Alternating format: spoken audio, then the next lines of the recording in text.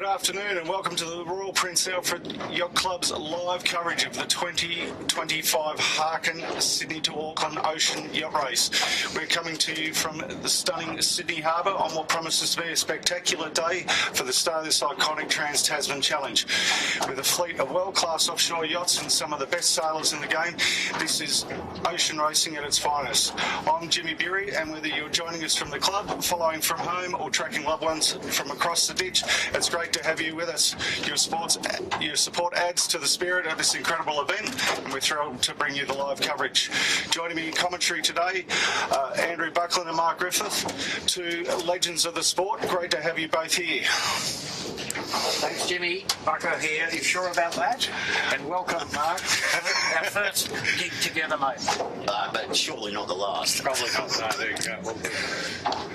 So, folks, contrary to all the weather models, we've got a lot of little sea breeze just initiating itself down Sydney Harbour.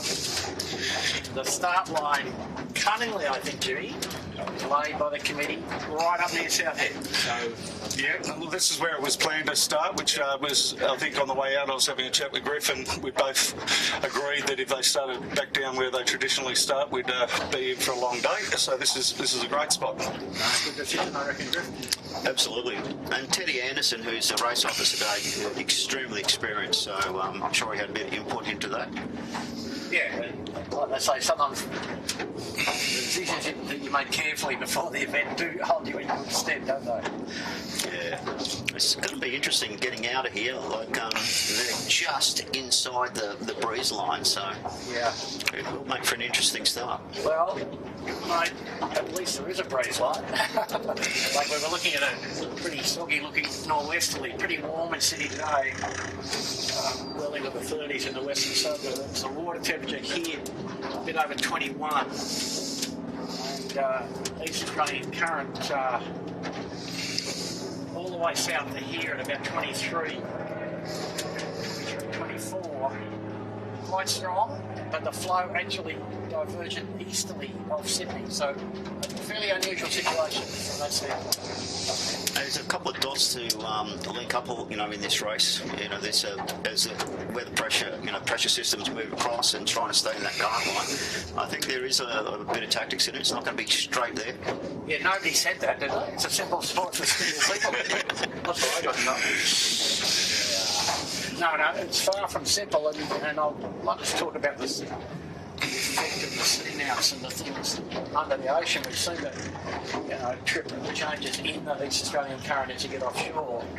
Nominally, the EAC, for those of you not too familiar, nominally 100 kilometres wide and 500 metres deep. So it makes it's fairly close to the equivalent to the Gulf Stream, the two largest East Coast currents in the world, and mostly driven by hot water and trade winds and Coriolis effect holding them against the coastline. And typically the EAC runs down the coast, east coast of Australia, so the molecules that come from inside the reef, Cape York, and they end up diverging at some point, and it was known as diverging in Sydney, go towards New Zealand. Obviously planned that way. Yeah. No. Organised especially for the race, I'm told. Dialed it in. But it is. It's probably the longest race on the east coast of Australia that we, out of any club, being 1,250 nautical miles. As we said, we start here in Sydney Harbour. The yachts will work their way up to a laid mark off Barrenjoey Headland, which is up on beautiful Pittwater, just out the front of beautiful Pittwater, and then they go around a rounding mark there, about a mile off Barrenjoey Light, and turn right and head for Auckland, go around the north of the northern tip of the North Isle, and then they head towards Auckland. It's a few people will probably start packing their bags thinking they're there when they're going around the top end of the island, but you've still got quite a fair bit to go. 130 in average, Jimmy, from from North Cape to Auckland. There you go. It's going to be quite tricky. No, it can be an extremely untidy piece of work, can't it? So, folks, as Vinegar said, it's 11.25 miles from the market Barrenjoey to North Cape, and the bearing for that is about 080 magnetic. So North Cape just slightly to the south of Barrenjoey, but for all intents and purposes, the course access will be 080 magnetic. But the fleet will in general say on the southern side of that line, I think, looking at the likely weather. Well, we have one boat which is in the rally, which they started last Saturday, which is like the cruising division, first Picasso. They started from up at Pittwater, and they're just going around North Cape as we speak. So a very good effort by them. And they had some good solid sou'westers, I understand. They had some good breeze, and if you have a look at the tracker, you'll see that they've pretty much followed the run line, which is like the most direct route for the viewers that are watching, and they've followed that virtually to the T all the way across the Tasman, which is pretty cruising boat stuff. Yes. That's all right. Yeah, I think looking at their feed, they got up to 35 knots at one stage, so they had a bit on. Yeah. Strong given race in that. So, and that's typical of this time of year in the Tasman Sea. So you wouldn't go in the race not thinking that wasn't going to happen. Absolutely. So, folks, not a big entry list for the race. So just 6 boats here. Antipodes, Santa Cruz 72, Wings, Dealer 46 on screen, and the other smaller boats, lower rated boats, Kulula, Swan 48. The big boat we just talked about that's around North Cape is Geno 57, first Picasso, Frantic with TT 52, and of course the big boat, the 1K88 Lucky. Race up near 2, so it's like 2 months slower than the 100-foot maxis. And so just looking at that fleet, Lucky, and looking roughly at the weather, Lucky's got a 5-day race coming. And I think the other larger boats 6 days and the smaller boats 7 days in very nice round figures. Yeah, I think you'd have to say the conditions are going to favour the big boats in this race. So I'd expect Lucky. This is Lucky's race to lose. Yeah, it just depends what happens tomorrow morning. I think looking just quickly at it. So Lucky on screen there, you can see a very well researched, optimised 88-footer. Is that its third owner, Chris? Had a couple. Yeah. Rambler 88, which is the original disguise. And Dylan Clark, our mighty drone pilot, has spent a bit of time on board, so we are well informed.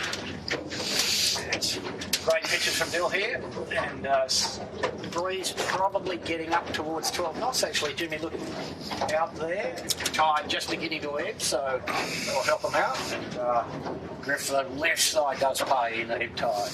The current pressure's up against North Edge. I'd be thinking everyone's looking to boat end start and try to get out into that pressure line as quick as possible, and then go up the left.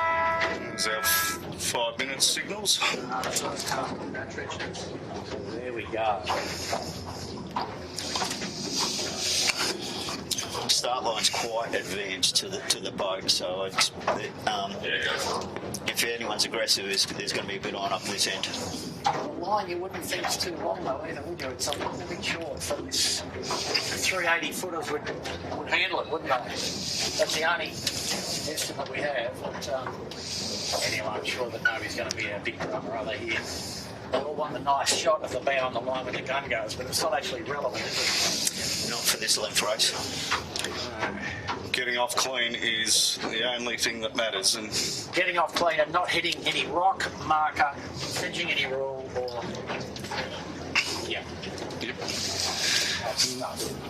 Once again, thank you very much to our sponsors of this race, Harkin and Palm Beach Motor Yachts.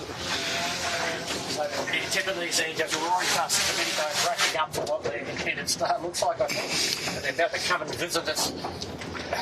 Okay. I think they've done that run right at the boat twice now, so I think they've given away what their starting strategy is. They're trying to own that bit of water. Yeah, I reckon they want to scare everyone else away. I think they're just doing a segue into the Palm Beach motor yacht that's out here, the Moochilong. So.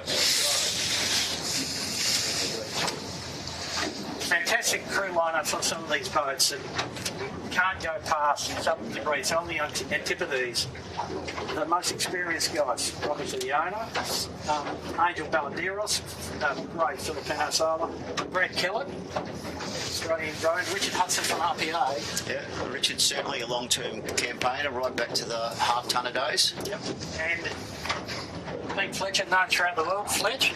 And I've just put him down here especially because 40 Hobarts, that's what sort of level of experience we're talking about. One thing about Fletch, I have never done a race anywhere in the world where Fletch hasn't been there.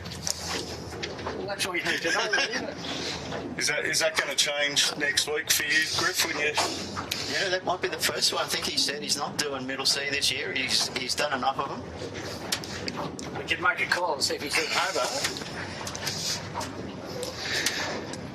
I think he was enjoying that right. So there we go, folks. North Head on the left. Committee boat centre screen. And nice smooth water, so the westerlies flattened everything out. Just coming towards 2 minutes. And the lucky coming in from the leeward side of the harbour, which is interesting but safe, I think. I don't think they're worried too much about their start. Actually, wings on screen. So wings flying up to the other end by the look of it, and looks like you're frantic there coming in on final approach. Stay on present. Yep.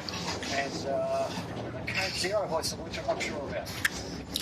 Hopefully that'll stay furled for them, but they've got a bit to carry. It actually looks more like a furling jib. Oh, it could be a jib top, isn't it? Yeah. And I think on Frantic they've got two of the young youth academy people from Royal Prince Alfred Yacht Club on board. One of them being Bailey Taylor, daughter of Dave Taylor. Dave Taylor, yeah. And they've got Josh on there as well, another RPA youth sailor, plus Max Fisher from CYC, who's our bowman on Koa. And some other very experienced chaps, Trevor Smith and Steve Chapman, to note, I think, yeah. Yep. And Malcolm Dean, I think, is their tactician. Yeah, they didn't quite disclose that in the official crew list, but yeah. So, folks, 50 seconds. They ranked up well, aren't they? Here we go. Luckily, it'll look like they're going for a very conservative start. Yeah, lucky as you would expect. Just going to rack it up onto the leeward end and not get overlapped with anybody, I think.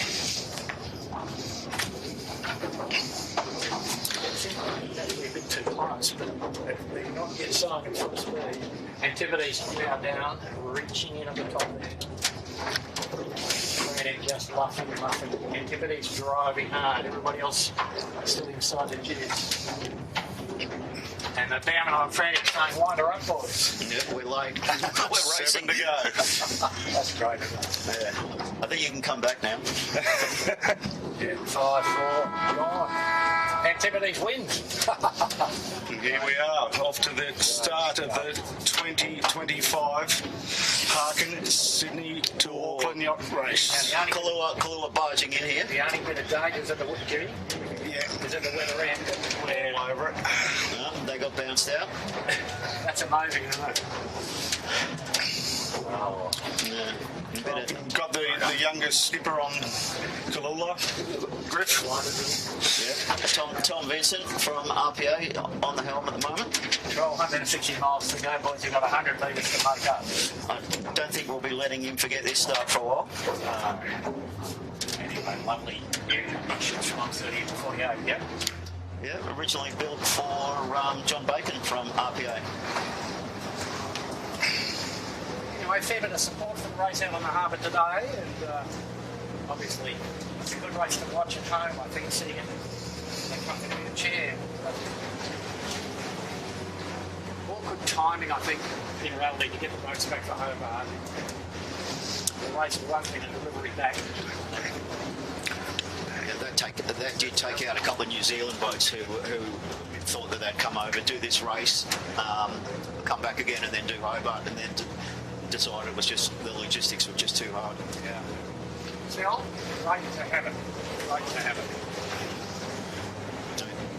It's interesting that Lucky did their delivery from New Zealand, only arrived yesterday. Timing's everything, Chris. Exactly. Well, there's no window. There's a lot of people on from the west. Yeah, Very tough to get from Auckland to here. And that, pretty consistent autumnal spring flow. Yeah, 35 knots on the blue. Yeah. Yeah, we're only discussing because obviously an 88-foot yacht's pretty hard to hide, and we didn't know where it was as in the harbour, and that explains everything if they were only arrived yesterday.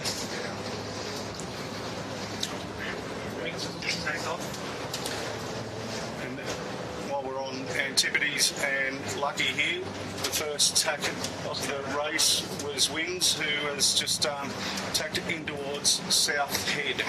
Just there they are on screen now. Which is okay. Strongest flow is still on that side at this point. I think that would be my plan, a little tack off the start into South Head and then head across. Yeah. So, folks, just to emphasise the depth of the crews in this fleet, let's look at the crew list for Lucky. The owner, rep for the design office, Antonio Cuevas, Brad Butterworth, famous Kiwi, Sean O'Neill from the US, 48 Chicago to Mackinac races, which that's just staggeringly experienced. Sorry, we're talking about your crew here. And Jerry Kirby, 14 fast nets, 24 middle seats, 26 Massimo Worlds. Can't remember the rest. You just seen in the top of that shot there that Lucky is tacked heading out the heads. So Antipodes just behind him, following course.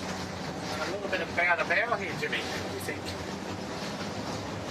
Possibly. Frantic Antipodes. Frantic look like they're going to hit him.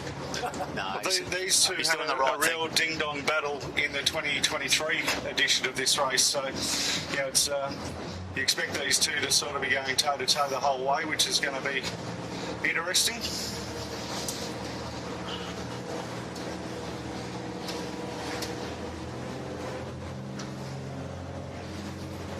Wow. That was pretty polite, wasn't it? Yeah, very. So Frantic was IRC winner in the first race, and Antipodes line honours winner. So And race record holder. yeah, exactly. Well, the conditions for this race will suit them, I think. Hotter and reaching and running. Yeah. Certainly they'll be able to put their waterline length to advantage. Wow, the lucky on the screen.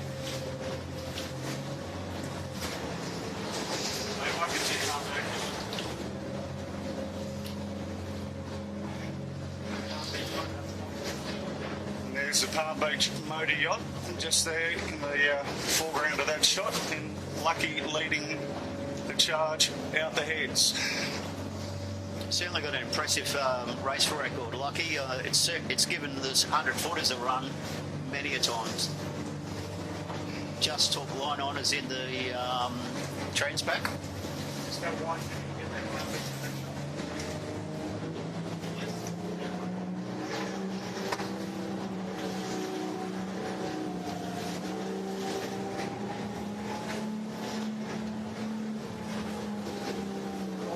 Enjoying this, no perceptible chop. First time only has got here, from New Zealand. That would have been a pretty tough voyage, I think. Yeah, I imagine that those guys had to push pretty hard too to get it here. Yeah. We've had a couple of weeks of pretty persistent southwesterly flow and solid, squalls, all sorts of things.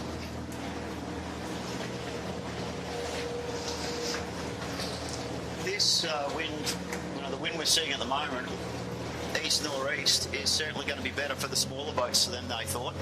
I spoke to some of the navigators and they were really concerned that they were going to just be left wallowing here and the big boats would escape out into the pressure and the race would be over before it even started. So this is looking really nice from... Well, yeah, I did a bit of work looking at all the models this morning, Griff, and it looks to me like the tricky bit's tomorrow. We're kind of in a transition type thing. Can you get the heads on that? And, before lunchtime tomorrow, there might be not much wind, wherever they are, 120 miles offshore. Yeah, and I think what's going to happen there is you're going to find that the rich get richer. First into the new breeze, I think will certainly be advantaged.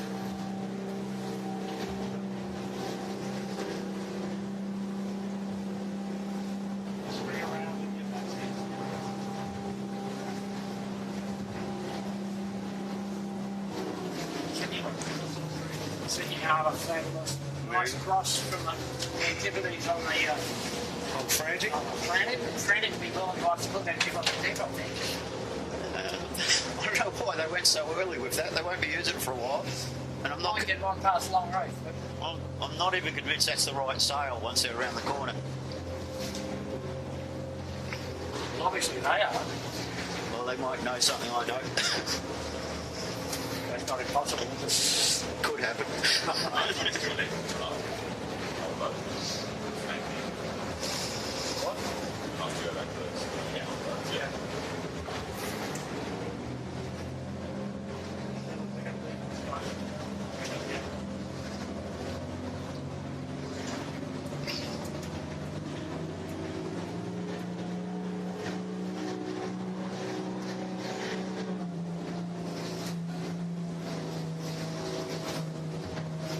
There's Antipodes just going past South Head, so not too far behind it. Lucky in the grand scheme of things, and Lucky looks like they've sort of run into a bit of less pressure there. So explain that for us, Bucko, why that's happening.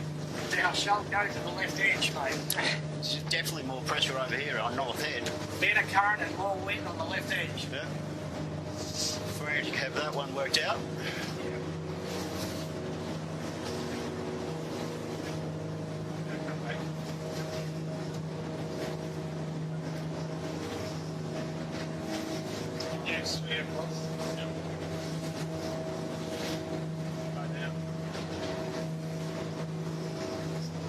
Certainly looks a lot more left-hand over this side of the course too.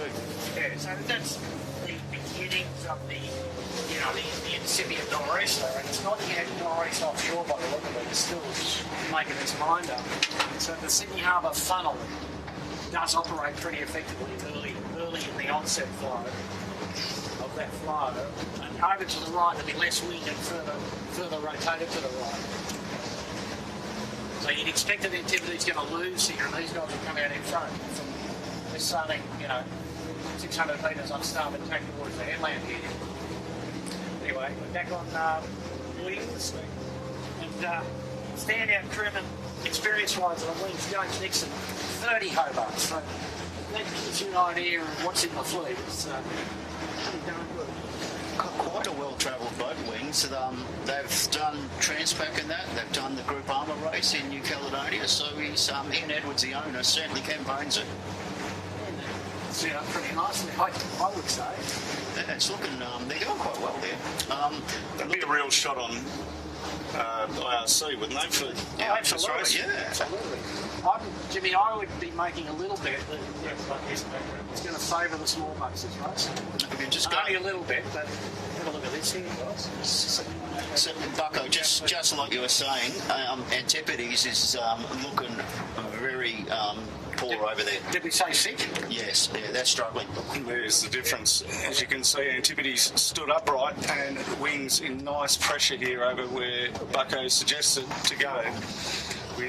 There's Lucky in the background, just finally transitioned into that bit of breeze offshore. Yeah. But I don't think this extends too far out. I think they've got to go back fairly promptly. I'd be looking for a tack right into North Head there. Even for you blokes from Pitwater, you'd know that, wouldn't you? Oh, yeah. We get expert advice when we come this far. So now Antipode's been trapped on the outside of the lift. That's pretty painful. It's pretty painful. Here's our final vessel of this fleet coming on out, which is Kalula. Well, they did give away a bit at the start. They've given back a bit more by going the wrong way, I think, here, something right. Yeah, you would have thought they would have had nice clear air at the back of the fleet to go wherever they wanted to. Well, equally, and the other guys will tell you where to go by what happens to them. So, If I was them, I'd be thinking of getting out of here right now. just have a look at this. If we look up the track, we're not supposed to, but guess what? We're lucky back on the starboard deck to go to the headland. We can live like you're sitting up also.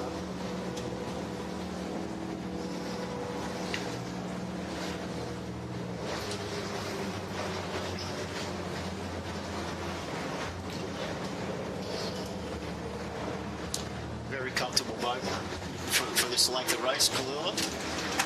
Mark Elliott is their navigator because Nick Butcher had to drop out at the last moment, so he stepped into that role. He's the owner of a Italia 39. Yeah, he's pretty experienced. Yeah, look, he knows his business.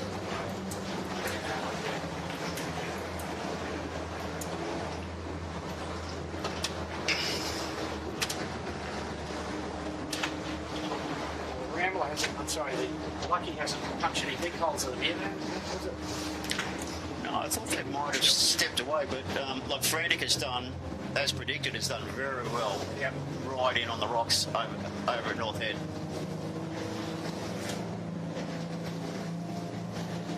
Well, typically, I've been out of this hole a few times in this kind of condition, and typically, if you do it right, and hard left versus hard right, the game can be more than 5 minutes.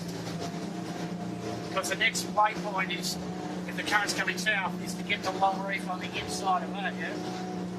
So Long Reef, for the viewers, is about not quite halfway to Pittwater, and they're going to see it's been known to run pretty hard, straight past there. It does feel like halfway when you're going up or down, but it's, I think Queensland obviously sticks out the furthest. Not by much, but the inside there is a good back heading, and that's another 5 minutes if you get that right. Yeah, if there's more, there's likely to be better pressure in there as well. So, everything's saying stick in close to the coast. Go further left. Yeah. So how much wind in the corner there, do you reckon? 10 knots? Yeah, 10, possibly 12 at times. The other thing too that these yachts will have to take into consideration is that whales are still migrating south, and like I'm just looking up sort of off Queenscliff up the coast from our position, you can see a couple of whale watching boats there, so always makes for exciting times. There's a lot of it. Leeway way. Frantic's looking a bit soft at the moment. But he's just got to get off the headline a bit. Good pressure out. He's not far from it, so it's not going to hurt him too much. But he's certainly done much better than the boats have gone over the right. Now, it's unusual. Lifting off like that.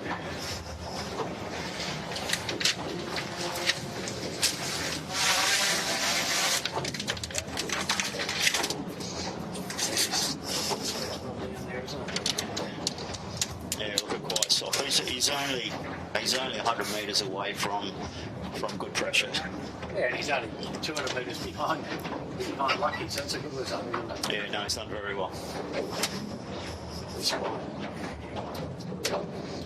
a low-rated TP52, rates 1.34 IRC. Lucky rating nearly 190. Lucky, in theory, has to be pretty close to 50% faster than Frantic. Yeah, he's got to step away. There's Lucky, our race leader, off clear in the distance. Yeah. Line on is Lucky leading and Frantic leading on corrected, I would estimate at this point.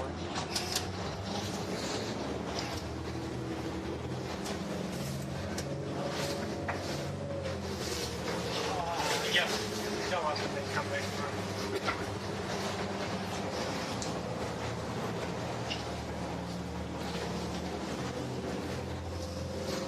So equally, folks, on the Frantic, Mick Martin, Steve Chapman, Greg Pugh and Trevor Smith amongst the most experienced troops. First generation Team B. No, the Frantic is campaigned extensively. Like they just about go in every single race known to mankind, which is great to see. There's not a lot of people that commit to the level that the guys on Frantic commit to racing, which is an impressive thing to see. And from their base at Newcastle, it is a bit logistically challenging. They turn up. And there's Antipodes on starboard coming back at Frantic. Well, the going to Frantic's been about 10 or so lowlands, a little less than we thought because the breeze softened against the headland. They might have got a bit greedy, you think? Yeah, they might have got a little bit too close there and a little bit of separation off the headland. They get a good look at Lucky, and they would know now that they can tack in line of stern and lay past the rocks at the top of North Head, which is another little wolf trap. The wind does lift off as it comes onto the steep escarpment there. But we're looking at both boats now, and Lucky laying up to the end of Long Reef. And just as you said that, Bucko, off screen, Frantic has tacked right on the line. Well, So they got the clue from the other bloke. It's easy when you're coming fourth. Don't ask me how I know. Lucky looked like they picked a really nice line through there. Perfect. Absolutely spot on. Considering the wage bill on that boat, I'd expect nothing different. It's a bit of a fountain of money, that one, isn't it? There's more America's Cups on that boat than anywhere.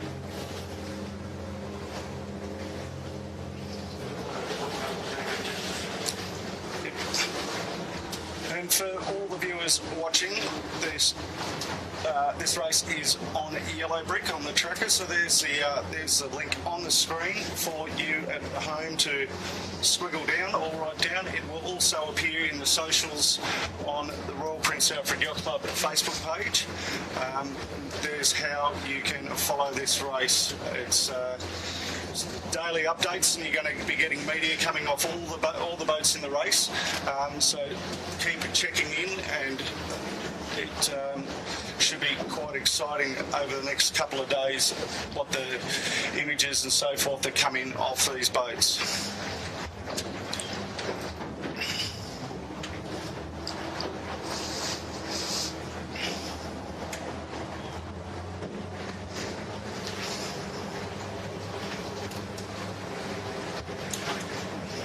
And Byron Earnhardt, I believe, off Lucky, he learned to sail in Sydney, well, did sailing lessons here in Sydney some 30 odd years ago.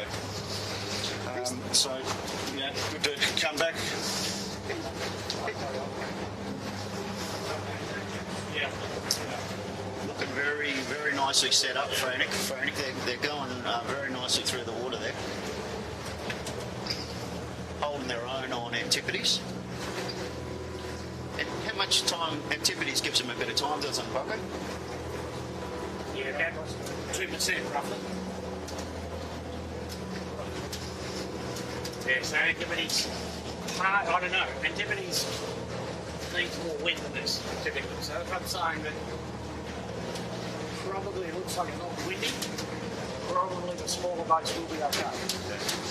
Antipodes did very well in the Southport race this year, which, you know, was a lot of two-sail reaching, and it's just perfect for them to stretch their legs, you know, with 72-foot water line. Did you say quite a bit entirely two-sail reaching? Yeah.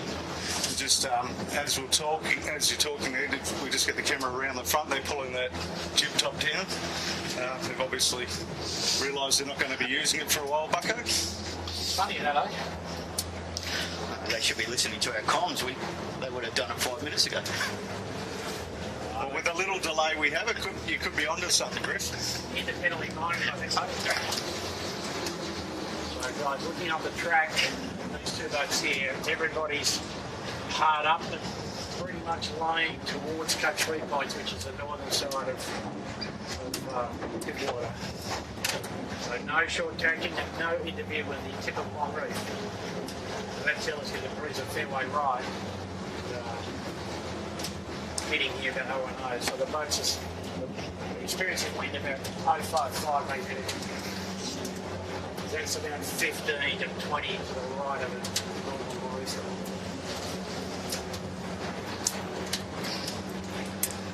We're a little bit far away to say, but I'd be inclined to think that Lucky might be slightly cracked, just on a little bit fat groove. Yeah, they will be fat groove, but they're bolted in but pressing, I think, you know. Bolted in but pressing. Yeah. I'll have a look, Jimmy, they're full heels. Yep. So that's 14 knots of wind. The trim looks pretty solid to me. Yeah. Yeah.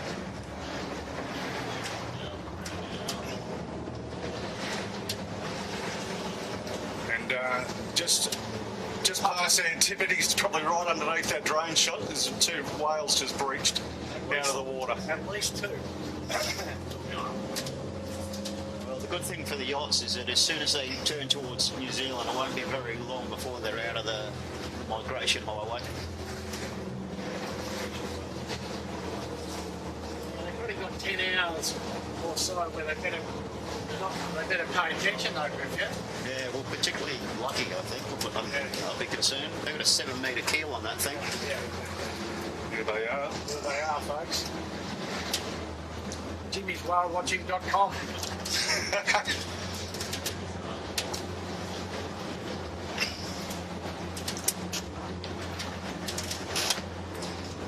So back to it, and here is Wings on screen.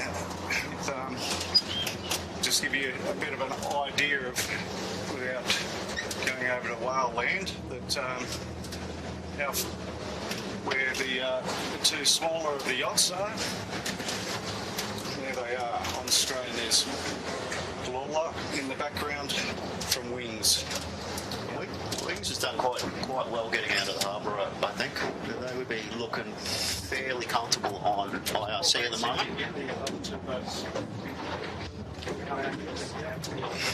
Just keep the second gear. Yeah, the boats shot.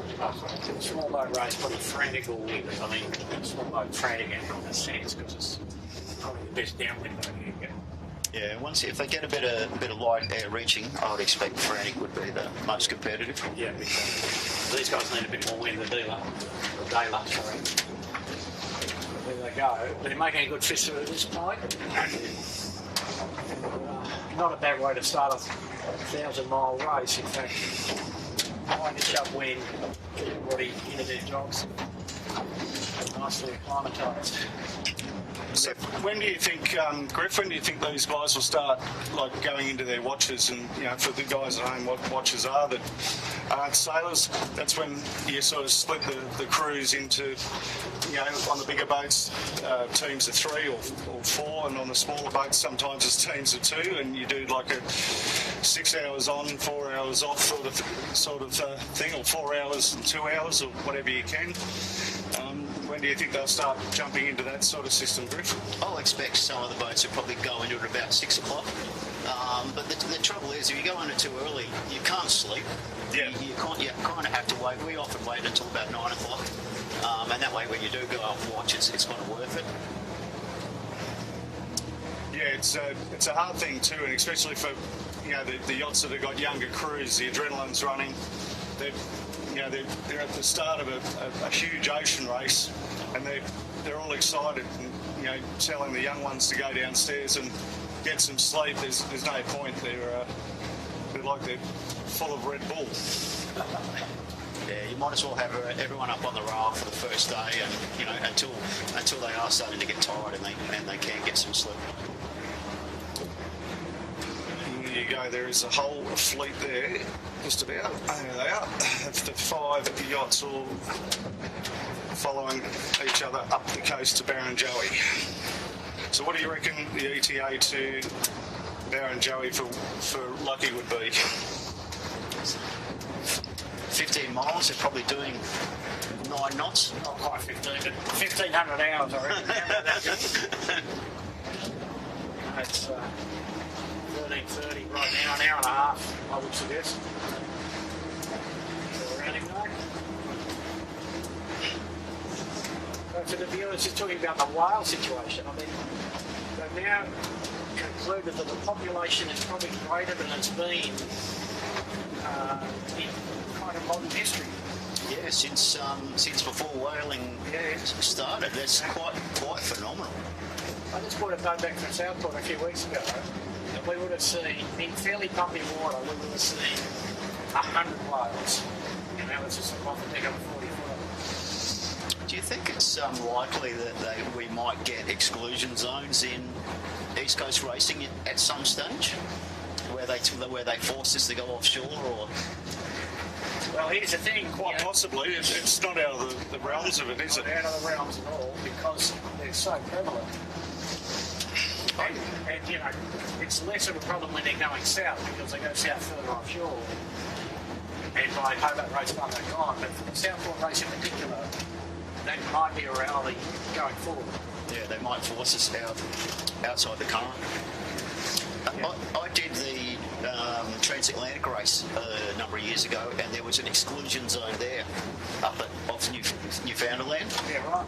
Because of whales. How big was that? Pretty big. Fairly big. Yeah. It wasn't really an issue for us. It was cold enough where it was without going that far north. And yeah, the issue in the Hobart race with the PAC running hard is indeed sunfish as well, and they are also increasing in population. And they're almost more dangerous because they don't make any visual signals like a whale does. Yeah, well, they just sit under the surface, just. The first thing you know is you've hit it. I've hit a number of those in my time. Yeah. How many? About 4 or 5. Yeah, okay. Broke the steering gear on Zen in the Hobart one year. That was exciting. I've only hit a couple and broken one rudder there. So. But it's a very real problem, isn't it? Even in daylight, they're hard to see. Well, yeah, they sit just, as you say, they sit just below the water, and they don't move out of the way at all. You know, their fin uprights only about a foot high, and they weigh a tonne or two.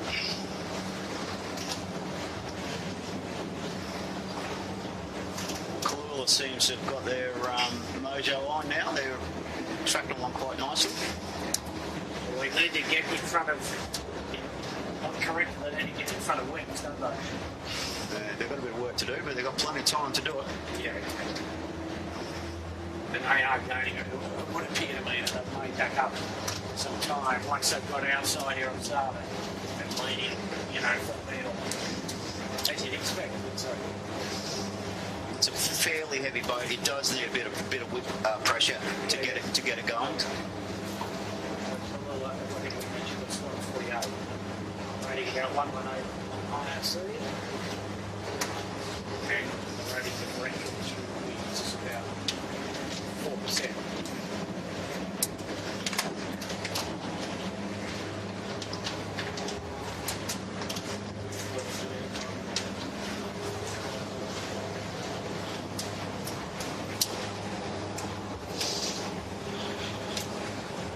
So as we see the yachts slowly spreading out, going up the east coast here at the northern beaches of Sydney, up to the one turning mark, well, physical turning mark in the whole race off Barrenjoey.